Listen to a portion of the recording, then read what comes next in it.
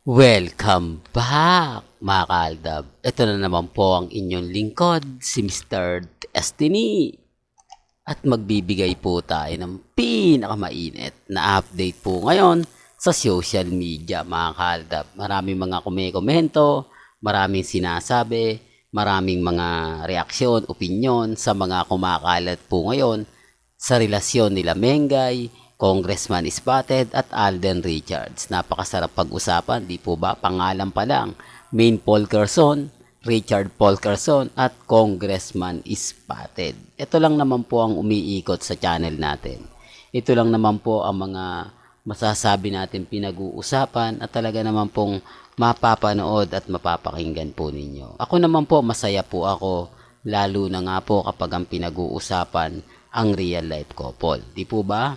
Bagamat maraming issue na binabato po sa akin, na keso ganito, si Congressman Spotted, si Mengay magkasama, samantalang kapag kay Alden Richards po, talaga naman pong guilty sila. Sinasabi ko lang sinasama. Sinasabi ko lang po rito yung mga nagaganap, mga hindi nyo po nababasa, nakikita po sa social media. Kung ano na nga po ba ang develop o kung ano na nga po ba yung update sa mga ganitong photos na kumakalat po. Masasabi na natin, akala ko ba hindi ka na magbibigay ng throwback? Ipapakita ko lang naman po yan at ipararamdam kung ano nga po ba ang totoo at sa hindi totoo. Hindi po ba? Napakagandang pakinggan at napakagandang update. Pero bago tayo magsimula at bago natin ituloy itong magagandang update natin, kung bago ka lang sa channel na to at isa kang true-blooded Aldab Nation na nagmamahal po kila Mengay at Tisoy, tama po ang channel na pinuntahan mo, kaya consider na po kitang bagong subscriber. At huwag mong kalimutang i-share ang mga video po natin sa mga mami, sa mga titas, at sa mga senyor. Dito sa channel ni Mr. Destiny, lagi ko naman pong pinapaliwanag.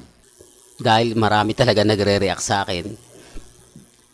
Yung mga nagbibigay po ng mga update patungkol po sa mga nangyayari sa social media. Tama naman po sila. Sabi ko nga po sa inyo, may mga bagay-bagay po na bakit kailangan pa po nila mag-edit? Bakit kailangan pa po nilang gumawa ng ganyan? Kung po pwede naman po.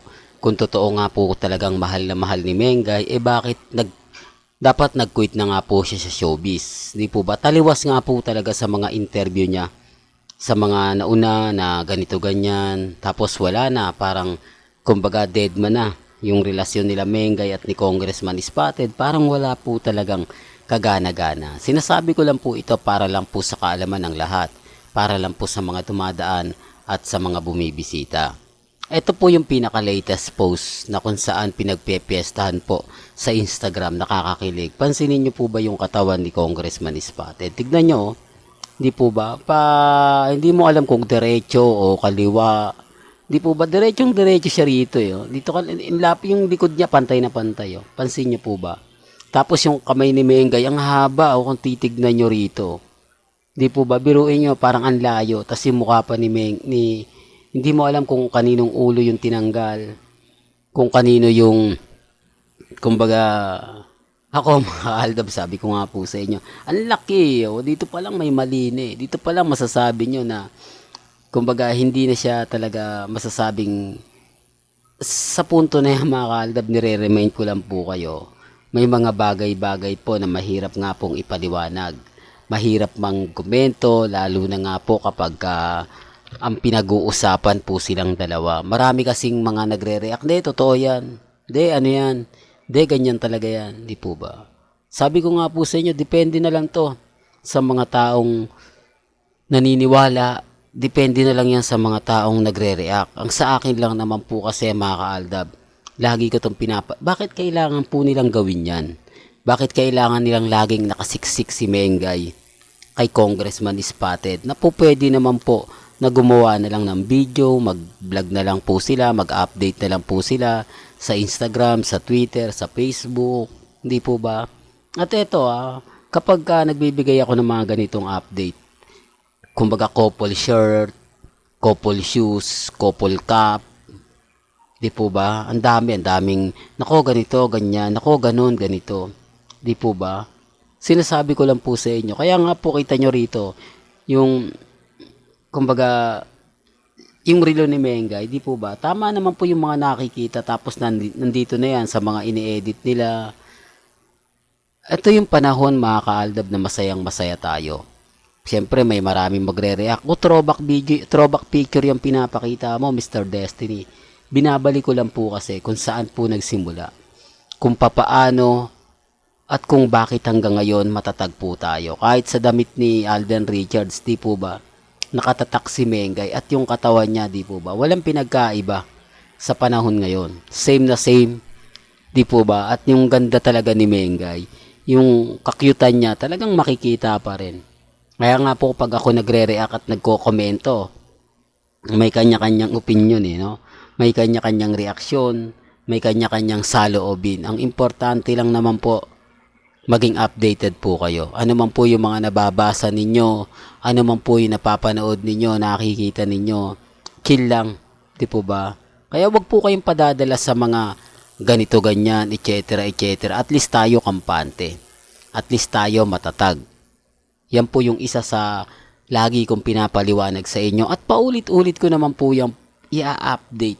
Ano man po yung mga nababasa ninyo, napapakinggan lalo na po sa loob ng EAT. Normal lang po yan pagdating kay Alden Richards dahil nga po may pelikula to. At ang kagandahan naman po talagang pinagtatanggol din tayo ni Alden kahit papano. Hindi man po literal, may mga patama pa rin po siya. Madali mong sabihin, madaling maintindihan naman po kung anong gustong ipahiwatig ni Alden Richards. Hindi niya lang talaga pwedeng sabihin direct dahil alam niyang maraming masasaktan, dahil alam niyang maraming matatamaan, di po ba?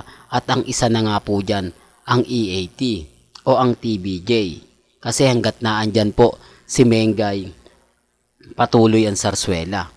Patuloy yung mga ganyan, ganito, ganon, etc. Di po ba? Kaya wag po kayong padadala. Basta ako, lagi ko naman po kayong binibigyan ng update at hindi po kayong magsasawa sa sa laging mga binabato natin. Para lang klaro, para lang po sa mga bumibisita at tumadaan sa channel ko. Kayo na po bahala mag-react at magkomento kung sino nga po ba talaga yung paniniwalaan ninyo. Kung sino nga po ba nagsasabi ng totoo, etong mga photos na to, o to mismo mga kaaldab. Well, wala pong pilitan na ang sa akin lang po, binibigyan ko po kayo ng update.